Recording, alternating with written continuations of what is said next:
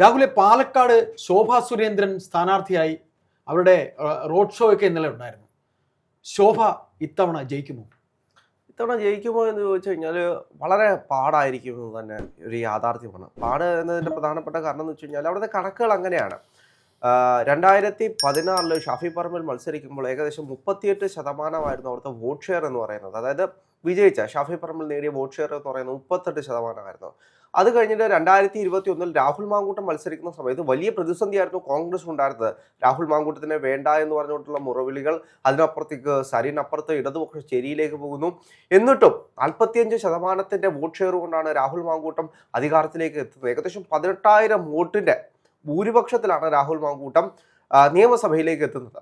ഇനിയിപ്പോൾ ശോഭ അത്രയ്ക്ക് ക്രൗഡ് പുള്ളറാണ്, BJPയുടെ ഏറ്റവും വലിയ നേതാവാണ്, പാലക്കാട് BJPയുടെ കോട്ടയാണ് എന്ന് പറയുന്ന സാഹചര്യത്തിൽ പോലും ഈ 18,000 വോട്ട് മറികടക്കുക എന്ന് പറയുന്നത് ചില്ലറ കാര്യമല്ല. അപ്പോൾ രാഹുൽ മാങ്കൂട്ടമല്ല, രമേശ് പിഷാരടിയാണ് മത്സരിക്കുന്നത് എന്നിരിക്കെ പോലും കോൺഗ്രസിനെ സംബന്ധിച്ച് ഏകദേശം 30% മുകളിൽ വോട്ട് ഷെയർ ഉള്ളൊരു സ്ഥലമാണ് പാലക്കാട് എന്ന് പറയുന്നത്. അവിടെ കൃത്യമായിട്ട് രമേശ് പിഷാരടിയുടെ ഒരു ഫേസ് വാല്യൂ ഉണ്ട്. രമേശ് പിഷാരടിയെ ഇന്നത്തെ യുവ തലമുറയ്ക്ക് അറിയാം.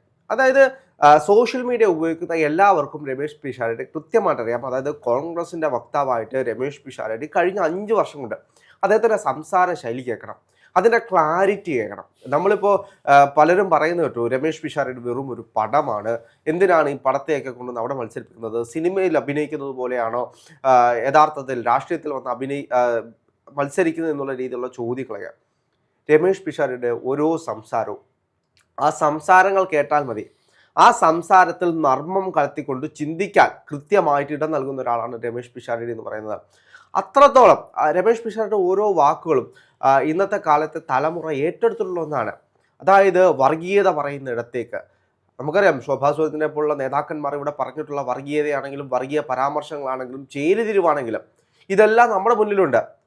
ഈ കാലം അത്രയും അവർ പറഞ്ഞിട്ടുള്ള ഓരോ പൊള്ളത്തരങ്ങളും നമ്മുടെ മുന്നിലുണ്ട്. ഇപ്പോൾ എനിക്ക് തോന്നുന്നു ശോഭാ സുരേന്ദ്രൻ്റെ ഇപ്പോൾ ഏറ്റവും കൂടുതൽ പുറത്തേക്ക് വരുന്ന വീഡിയോ എന്ന് പറയുന്നത് മറ്റേ LPGയുടെ അന്നത്തെ കാലത്തെ, അത് എനിക്ക് തോന്നുന്നു 2014 തോന്നുന്നു, 2016 LPGയും തൂക്കി നടക്കുന്ന ശോഭാ സുരേന്ദ്രൻ്റെ ഒരു വീഡിയോ ഉണ്ടായിരുന്നു. നമ്മുടെ വീട്ടിൽ സാധാരണപ്പെട്ട വീട്ടമ്മമാർ എന്ത് ചെയ്യുമെന്ന് പറഞ്ഞുകൊണ്ടുള്ള. അപ്പോൾ അതിനുശേഷം BJP അധികാരത്തിലേക്ക് വരികയാണെങ്കിൽ 50 രൂപയ്ക്ക് പെട്രോൾ തരാമെന്ന് പറഞ്ഞ ആളുകൾ നമ്മുടെ മുന്നിലുണ്ട്. അങ്ങനെ ഓരോ പൊള്ളയായിട്ടുള്ള വാഗ്ദാനങ്ങളും തന്ന ആളുകളുടെ മുഖങ്ങൾ നമ്മുടെ മുന്നിൽ ഓർമ്മയുണ്ട്. അതിനപ്പുറത്തേക്ക് വിഷം ചീറ്റുന്ന നാവുമായിട്ട് ജനങ്ങളുടെ മുന്നിലേക്ക് ഇറങ്ങുമ്പോൾ ജനങ്ങൾ പ്രതികരിക്കും. എന്തുകൊണ്ടാണ് BJPക്ക് ഇപ്പോഴും കേരളത്തിൽ വളർച്ച ഉണ്ടാവാത്തത്? ഇനി എത്രയൊക്കെ വികസനം പറഞ്ഞാലും, ഇനി എത്രയൊക്കെ ഞങ്ങൾ കൊണ്ടുവന്നു എന്ന് പറഞ്ഞു കഴിഞ്ഞാലും BJPക്ക് കേരളത്തിൽ കാലുറച്ച് നിൽക്കാൻ കഴിയാത്തതിൻ്റെ പ്രധാനപ്പെട്ട കാരണം എന്ന് പറയുന്നത് വായിൽ നിന്നും വരുന്ന വാക്കുകൾ. അത് വിഷം ചീറ്റുന്നതാണെങ്കിൽ, ജനങ്ങളെ മുറിവേൽപ്പിക്കുന്നതാണെങ്കിൽ, ജനങ്ങളെ ഭിന്നിപ്പിക്കുന്നതാണെങ്കിൽ കൃത്യമായിട്ട് ജനങ്ങൾ വോട്ടിടാൻ പോകുമ്പോൾ അത് മനസ്സിലാക്കിക്കൊണ്ടാണ് പോകുന്നത്. ഇപ്പോൾ ശോഭാ സുരേന്ദ്രനെ സംബന്ധിച്ച് BJP പറയുന്നത് വലിയ ക്രൗഡ് പുള്ളറാണ്, ജനങ്ങളെ എല്ലാം അങ്ങ് ആകർഷിക്കാൻ കഴിയുന്ന ഒരാളാണെന്ന്. പക്ഷെ അതിനപ്പുറത്തേക്ക് രാഷ്ട്രീയപരമായിട്ട് രമേശ് പിഷാരടിക്കുള്ളൊരു ഐഡന്റിറ്റി ഒന്ന് ആലോചിച്ച് നോക്കും. അദ്ദേഹം സിനിമാ നടനായിരുന്നു, ശരിയാണ്, സിനിമാ നടനാണ്, എല്ലാവർക്കും അറിയുന്ന ആളാണ്, ഒരു സാധാരണപ്പെട്ട മിതത്വം പുലർത്തുന്ന ഒരാളാണ്. പക്ഷെ അതിനപ്പുറത്തേക്ക് അദ്ദേഹത്തിൻ്റെ വാക്കുകൾ, അദ്ദേഹത്തിൻ്റെ ശൈലി, അത് രാഷ്ട്രീയപരമായിട്ട് കൃത്യമായിട്ട് ജനങ്ങൾ ഏറ്റെടുക്കുമെന്ന് പറയുന്നതിനകത്ത് വലിയ തെറ്റൊന്നും നമുക്ക് പറയാൻ കഴിയില്ല. കാരണം കണക്കുകൾ നമ്മുടെ മുന്നിലുണ്ട്. ഇപ്പോൾ പാലക്കാട്ടെ തെരഞ്ഞെടുപ്പുമായി ബന്ധപ്പെട്ടിട്ടാണെങ്കിൽ പോലും, പഞ്ചായത്ത് തെരഞ്ഞെടുപ്പിൽ ആണെങ്കിൽ പോലും അവിടെ CPM ഉണ്ടായിട്ടുള്ള അടി, അതാണ് നമ്മൾ ചർച്ച ചെയ്യേണ്ട ഏറ്റവും വലിയ വിഷയം എന്ന് പറയുന്നത്. CPM ഒരു കാൻഡിഡേറ്റിനെ നിർത്തിയിട്ടുണ്ട്. അത് ആരാണ് എന്ന് പോലും CPM പോലും അറിയാത്തൊരു സാഹചര്യത്തിലാണ് ഇപ്പോൾ ഉള്ളത്. അപ്പോൾ അത് കച്ചവടം നടത്തിയതാണ് ആ സീറ്റ് എന്നുള്ള രീതിയിലുള്ള വലിയ വിമർശനങ്ങൾ ഇപ്പോൾ CPM പഴിയിട്ടുകൊണ്ടിരിക്കുകയാണ്. എന്ത് തന്നെയാണെങ്കിലും CPM അവിടെ എങ്ങനെ പെരുമാറുന്നു എന്നൊരു ചോദ്യമുണ്ട്. CPM ആർക്ക് വോട്ട് കൊടുക്കുമെന്നൊരു ചോദ്യമുണ്ട്. ഇപ്പോൾ CPMനെ സംബന്ധിച്ച് രമേശ് പിഷാരടി എന്ന് പറയുന്നത് CPMനെ എല്ലാ കാലത്തും നർമ്മത്തോടെ വിമർശിക്കുന്ന ഒരാളാണ്. അപ്പോൾ രമേശ് പിഷാരടിക്ക് കൊടുക്കുമോ അതോ ശോഭാ സുരേന്ദ്രൻ കൊടുക്കുമോ എന്നൊരു ചോദ്യമുണ്ട്. കാരണം ഇവരുടെ എല്ലാം മനസ്സിൽ ഇവർ സഖാക്കളാണ്. സഖാക്കളുടെ മനസ്സ് എന്ന് പറയുന്നത് ഇപ്പോൾ എൻ്റെ പാർട്ടിക്ക് കൊടുത്തില്ലെങ്കിലും ഇന്ന ആൾക്ക് കൊടുക്കണമെന്ന് കൃത്യമായിട്ടൊരു ലക്ഷ്യബോധം ഉണ്ടായിരുന്ന ആളുകളാണ്. ഇപ്പോൾ കേരളത്തിൽ കോൺഗ്രസിനാണെങ്കിൽ അധികാരത്തിൽ വരണമെങ്കിൽ പോലും കഴിഞ്ഞ കാലങ്ങളിലെ കണക്കുകൾ എടുത്ത് പരിശോധിക്കുകയാണെങ്കിൽ അവിടെയെല്ലാം LDFിൻ്റെ ഭൂരിപക്ഷമാണുള്ളത്. അപ്പോൾ LDFിനെ പിന്താങ്ങുന്ന ആളുകളുടെ ആ മനസ്ഥിതി മാറിയെങ്കിൽ മാത്രമേ ഇവിടെ കോൺഗ്രസിന് അധികാരത്തിലേക്ക് വരാൻ കഴിയൂ. കോൺഗ്രസ് ആ ആളുകളെ തന്നിലേക്ക് ആകർഷിക്കാൻ കഴിയണം. അപ്പോൾ ഇവിടുത്തെ CPM വോട്ട് കൊണ്ട് മാത്രമേ കോൺഗ്രസ്സുകാർക്ക് ജയിക്കാൻ കഴിയൂ. പാലക്കാടും അങ്ങനെ തന്നെയാണ്. പാലക്കാട് ഇപ്പോൾ ഉള്ള CPM ആ വോട്ട് ഷെയർ ഭിന്നിച്ചു പോകുന്നൊരു സാഹചര്യം ഉണ്ടാകും. അത് എവിടേക്ക് പോകുന്നു എന്നുള്ള ഒറ്റ ചോദ്യം മാത്രമേ ഉള്ളൂ. അത് കൃത്യമായിട്ട് നമ്മൾ മനസ്സിലാക്കി കഴിഞ്ഞാൽ പാലക്കാട് ആര് വിജയിക്കുമെന്നതിന് കൃത്യമായിട്ടൊരു ചിത്രം തെളിയും. എൻ്റെ ഒരു വീക്ഷണത്തിൽ കൃത്യമായിട്ട് രമേശ് പിഷാരടി തന്നെയായിരിക്കും മുന്നേറാൻ പോകുന്നത്. ഏകദേശം 39-40% വോട്ട് ഷെയറിന് രമേശ് പിഷാരടി വിജയിക്കുമെന്നാണ് എൻ്റെ ഒരു കാഴ്ചപ്പാട്. അല്ല, രാഹുൽ പറഞ്ഞ 1-2 പോയിന്റുകൾ കറക്റ്റാണ്. കാര്യം ഈ ഷാഫി പറമ്പിൽ ആദ്യം മത്സരിക്കുമ്പോൾ ആ സമയം എന്ന് പറയുമ്പോൾ പാലക്കാട് CPMൻ്റെ ഒരു കോട്ടയായിരുന്ന സമയമാണ്. 2016 ഷാഫി മത്സരിക്കുമ്പോൾ അവിടെ KK ദിവാകരൻ എന്ന് പറയുന്ന CPMൻ്റെ ഒരു നേതാവായിരുന്നു. അവിടെ നിന്ന് KK ദിവാകരനെ തോൽപ്പിക്കുന്നത് ഷാഫിയോടുള്ള ആ താല്പര്യം മാത്രമല്ല, അന്ന് മുതൽ CPM എന്ന് പറയുന്ന പാർട്ടിയുടെ പാലക്കാട്ടത്തെ ഗ്രിപ്പ് പോയി തുടങ്ങുകയാണ്. പിന്നെ രണ്ടാമത് ഇപ്പം താങ്കൾ പറഞ്ഞ അവസാനം കൊണ്ട് പറഞ്ഞു വെച്ച കാര്യം, അത് ഈ പറയുന്ന രീതിയിൽ പിന്നെ ഈ സഖാക്കൾ തന്നെ പേയ്മെൻറ്റ് സീറ്റിലേക്ക് പോകാതെ ജയിക്കട്ടെ, എന്തായാലും താമരയ്ക്ക് പോത്തില്ല. അപ്പം പാലക്കാടത്തെ ഒരു കൾച്ചർ മാറി നിന്ന് വീക്ഷിച്ചിട്ടുള്ള ഒരു വ്യക്തി എന്ന രീതിയിൽ എനിക്ക് തോന്നിയത് രാഹുൽ പറഞ്ഞ ആ പോയിന്റാണ്. ആ പോയിന്റിൽ ഞാൻ സമ്മതിക്കുന്നു. കാര്യം എന്ന് വെച്ചാൽ അവിടെ സഖാക്കൾ തന്നെ തീരുമാനിക്കും എന്തിന് ഈ പറയുന്ന വിഷം തുപ്പുന്ന നാവുകൾക്ക് വോട്ട് ചെയ്യണം, അതാണ് നിർണ്ണയിക്കുന്നത്. അത് സത്യമാണ്. കാര്യം അതുകൊണ്ട് തന്നെ നമുക്കത് മനസ്സിലാവും. നമ്മൾ മെട്രോമാനെ ശ്രീധരൻ എന്ന വലിയ മനുഷ്യൻ, അദ്ദേഹം വളരെ കഴിവുള്ള ആളാണ്. അദ്ദേഹത്തിന് ഷാഫി 3000 വോട്ടിന് തോൽപ്പിക്കുക എന്ന് പറയുമ്പോൾ പാലക്കാടുകാർ അങ്ങനെ ചിന്തിച്ചിട്ട് തന്നെ പാലക്കാടുകാർ കൃത്യമായിട്ട് ഇങ്ങനെ ഒരു വർഗീയവാദി, അത് മാത്രമല്ല നമ്മൾ ഇത് പറയുമ്പോൾ ഈ ഒരു കാര്യം പറയുമ്പോൾ പാലക്കാട് മാത്രമല്ല, വിഷം തുപ്പുന്ന നാവുകൾ തന്നെയാണ്, വിഷം തുപ്പുന്ന നാവുകൾ, വർഗീയത പച്ചയ്ക്ക് പറയുന്നവരെ കേരളം അംഗീകരിക്കില്ല. അതുകൊണ്ട് തന്നെയാണ് ഈ പറയുന്ന BJPക്ക് ഇവിടെ ഒരു സീറ്റ് വരാത്തത്. അല്ല, ഈ ശ്രീധരനെ പറ്റി നമ്മൾ പറയുകയാണെങ്കിൽ ആ സമയത്ത് ഏറ്റവും കൂടുതൽ ചർച്ചയായിട്ടുള്ള ഒരാളാണ് ഈ ശ്രീധരൻ എന്ന് പറയുന്നത്. അദ്ദേഹത്തിന്റെ കഴിവാണെങ്കിൽ പോലും അന്ന് മെട്രോ ഉണ്ടായ സമയമാണ് മെട്രോ ഇവിടെ ലോഞ്ച് ചെയ്യുന്ന. അതെ, ആ സമയത്ത് ഈ ശ്രീധരൻ എന്ന് പറയുന്ന പേര് എന്ന് പറഞ്ഞു കഴിഞ്ഞാൽ കേരളത്തിൽ മുഴുവൻ അറിയപ്പെടുന്ന പേരാണ്. വീക്ഷണത്തോടെ കൃത്യബോധ്യത്തോടെ ഒരു കാര്യം ഇറങ്ങിച്ചെന്ന് ചെയ്യാൻ കഴിയുന്ന ഒരാളായിട്ടാണ് ഈ ശ്രീധരനെ അവതരിപ്പിക്കുന്നത്. എന്നിട്ടും ഈ ശ്രീധരനെ, കാരണം പാലക്കാടിനെ സംബന്ധിച്ച് നമുക്കറിയാം, അവർ കൃത്യമായിട്ട് ഒരു ബേസ് ഉള്ള ഒരാൾക്ക്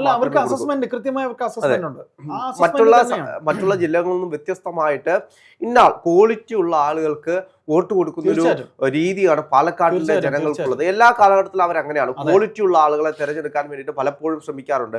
ഇപ്പോൾ ഷാഫി പറമ്പലിനെ അവിടെ തെരഞ്ഞെടുത്തതിന്റെ പ്രധാനപ്പെട്ട കാരണം എന്ന് പറയുന്നത് അദ്ദേഹത്തിനേക്കാൾ ക്വാളിറ്റി ഷാഫി പറമ്പലിന് ഉള്ളതുകൊണ്ടാണ് ഷാഫി പറമ്പൽ അത് കൈകാര്യം ചെയ്യാൻ പറ്റുന്നത് കൊണ്ടാണ്.